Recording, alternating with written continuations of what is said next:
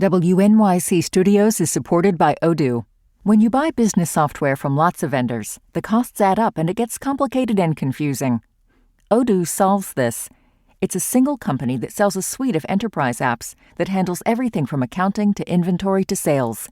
Odoo is all connected on a single platform in a simple and affordable way. You can save money without missing out on the features you need. Check out Odoo at odoo.com. That's odoo.com.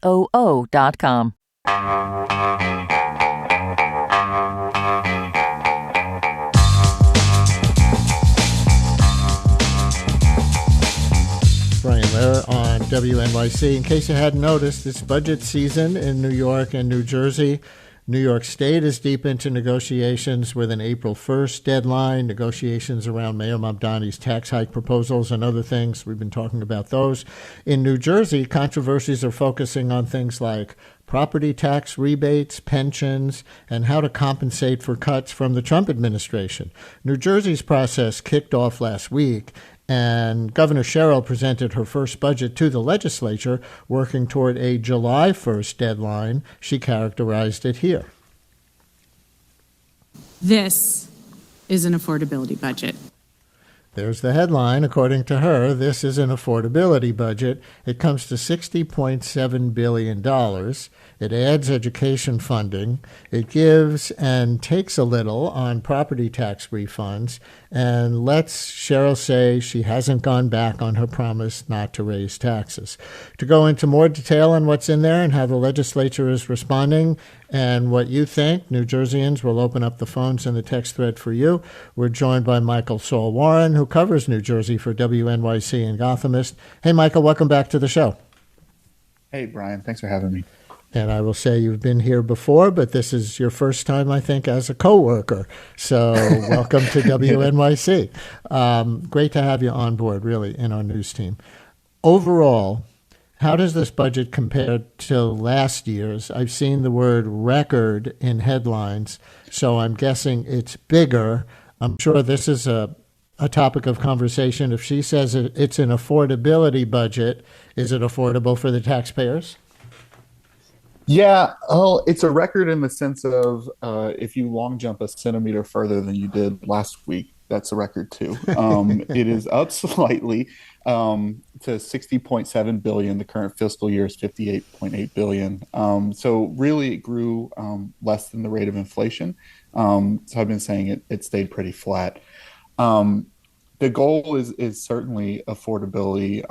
And Cheryl had gone into this. She set the tone weeks before the address, really, with the press conference warning that the state faced a potentially $3 billion structural deficit of revenue not meeting spending. So this budget had that in mind as it tried to rein in spending while increasing some revenue from the business sector.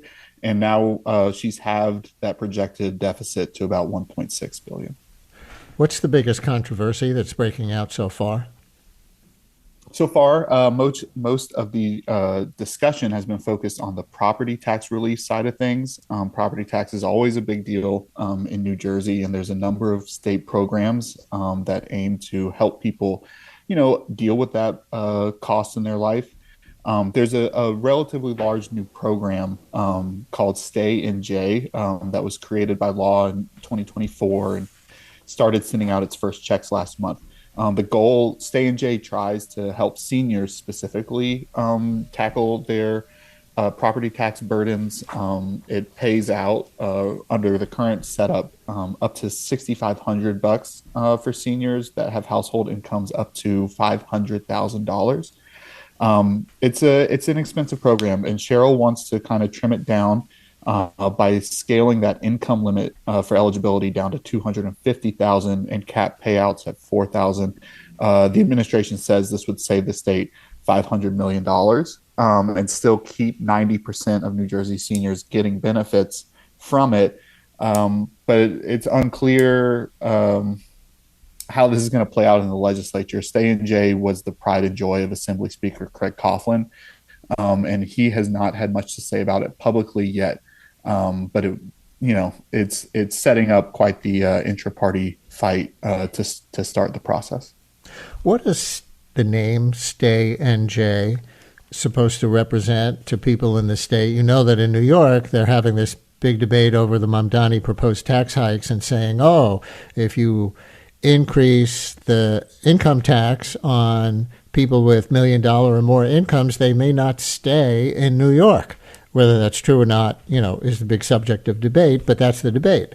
And so stay is used in that respect in New York. What does it mean in the context of this New Jersey property tax rebate program?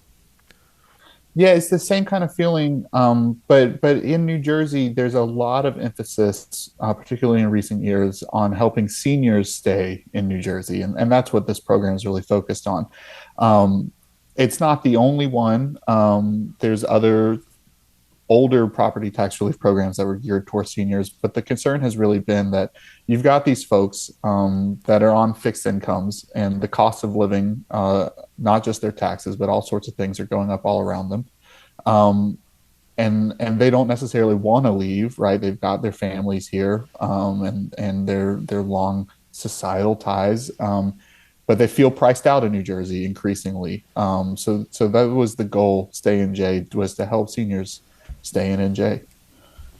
And listeners, whether you're a senior who is benefiting from the Stay NJ property tax rebate program, or anyone else in New Jersey, you have a question or a comment about how Governor Sherrill is starting out of the gate in any way, and certainly since budgets are policy, what her initial budget proposal represents to you in terms of what she's going to be like as your governor. 212-433-WNYC, 212-433-9692. You can call or you can text with New Jersey reporter for WNYC and Gothamist, Michael Saul Warren. So she's talking about an affordability budget. What I haven't seen in the coverage that I've seen, and Michael, tell me if I'm just missing it, is the thing that she campaigned so much on to get elected, and that is affordability with respect to utility costs. Is there anything about that in the budget? So there's a lot about that in her speech and in the budget and brief documents and text. The tricky part with energy costs and utility bills is that so much of it plays out outside of the budget process. There's, those costs are driven by the electric markets themselves and through policies enacted and run by the regional power grid, PJM, that serves New Jersey. There are programs that the state offers through the Board of Public Utilities that the governor is wanting to keep going or expand. But those are really paid for by either surcharges on other people's bills or through different fees charged to companies and utilities. They're not necessarily through the budget itself. So a lot of the language coming out of the governor's office on this is like, we're going to pursue these programs and this kind of like intent setting. But when it comes to the budget itself, there's the impact it can have on utility bills directly is a little limited. So that's for other legislation. Another aspect of affordability that people are so concerned about these days is childcare. And I see that there's a boost in state school aid in the governor's budget. And among the things that money would go for is enabling 2,500 more children from low-income families to receive subsidized child care. Can you talk about that? Yeah, so we're talking about the state's child care assistance program here. And what that does is basically subsidize the enrollment of lower income families being able to put their kids in childcare. So for these families, the state reimburses childcare providers for enrolling the kids. There was a situation last year where essentially the program capped out. And they didn't have the capability to enroll any more families. And they had to pause enrollment for, I believe, the first time. It kind of sent shockwaves through the childcare industry in New Jersey. And there's a campaign, been a big push from advocates to try to get the state to allocate more money to this program so that it can really reach the need that's there. So this proposal for another $18 million by Governor Sherrill is projected to do that, and it would be a big win for our lower income families. How young can a child be to qualify for those programs? We know that in New York, what Mayor Mamdani wants is universal free childcare for any kid 6 months or older. What's the New Jersey program? Yeah, this is it's really geared toward the youngest kids. I'm not even sure there's a limit. I'd have to double check on how young they could be. There is like a max limit. Once they get old enough to get into regular school, it cuts off there. Actually, it's interesting. One of the challenges this program has faced is that at the same time, the state has been in recent years expanding state-funded pre-K programs. So it's kind of created this take from childcare centers, because these older kids, the 3-year-olds that maybe would have continued paying tuition to the childcare centers, are now going to their local school district for the service for free. So it's been a bit of a revenue loss for the childcare centers, and increasingly they're more dependent to keep the lights on by enrolling infants and ones and twos. We're getting a number of calls and texts on the Stay NJ property tax rebate program for seniors. One listener writes, I'm a beneficiary of Stay NJ and agree with cutting it back to save taxpayer money. My husband and I are both over 65, but not at all poor, so I don't think we deserve the $5,000 or so. Now, here is Damien in Hillside, who has personal experience with it. Damien, you're on WNYC. Hello. Good morning, Brian. Thanks. I love your show, too, by the way. I listen all the time. Thank you. I'm going to be 70, and I rely on just my Social Security income, because unfortunately I'm also disabled. And it's a major, it's vital to help. The property taxes are outrageous in New Jersey, the most expensive state in the nation. So you've lived your adult life and your home has become more valuable, it's incurred more property taxes along the way, and so that becomes kind of financially backbreaking without a rebate now that you're retired, right? That's right. And I no longer have kids in the school system, never really did. So, meaning that's where a lot of the property taxes go, so you don't have a personal stake in that anymore. Yes. And well, like some states in the country, once you get to a certain age, you no longer are responsible for paying board taxes, education. And so taxes, is the rebate program as it stands sufficient to keep you in your home? It helps. It helps. It's been in effect the last couple of years. I fill out now. Everything's bundled into one form. But I've always done the senior freeze. And, Damien, thank you. Good luck, and call us again. Thanks for nice words about the show. Make your voice heard again in the future. So there are kind of two contrasting takes from two listeners, right? On Stay NJ, we hear from Damien there on the phone how important it is to him and his situation. The text that I read was from somebody who said, they don't need as much of a break as they're getting. Another listener writes, Stay NJ is geared to wealthy boomers while the rest of the state struggles. It has an income limit. The reporter mentioned seniors on fixed incomes, which brings to mind folks on a pension or SSI. In fact, the limits for Stay NJ is $500,000. For a retired person to still have income of $500,000, it probably means it's all passive income from their savings, so they have millions in the bank. So how do you respond to this wave? Maybe it shows some of the tension points in various directions on this. Well, I think that's exactly the point. That's been a center part of the debate since Stay and J was drafted and voted on and signed in 2024. Another major property relief program in the state, Anchor, which benefits everyone, not just seniors, caps income at $250,000. And so Sherrill's proposal to scale back the Stay and J limit would put it in line there. So I think she's kind of banking on people taking that point of view, frankly, and saying, this is a reasonable thing to do. The administration, again, says that 90% of seniors would still be eligible for some sort of benefit, even if the income limit comes down to $250,000. Yeah. One thing that Sherrill wants to cut is programs that individual legislators have traditionally been able to get included. Some legislatures call them member items. Here's how she put it.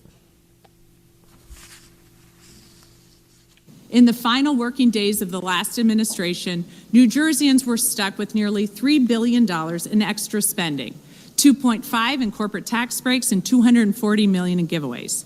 That can't keep happening. We can't afford the process anymore. It's not accountable. It's not efficient. It's not what the people of New Jersey deserve. So what's that about? Because I think, you take any legislator from any legislature at the city level, the state level, the federal level, one of the things that they're going to talk to their constituents about constantly is, I got funding for this in our district. Is the governor saying there's too much of that? Yes and no. I think yes, in the sense that obviously she's trying to curtail spending as much as possible.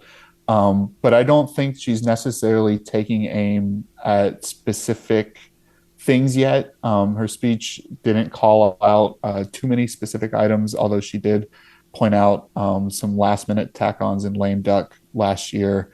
Generally, though, we're talking about these are Christmas tree items, like a couple $100K for park improvements, or maybe $500,000 for,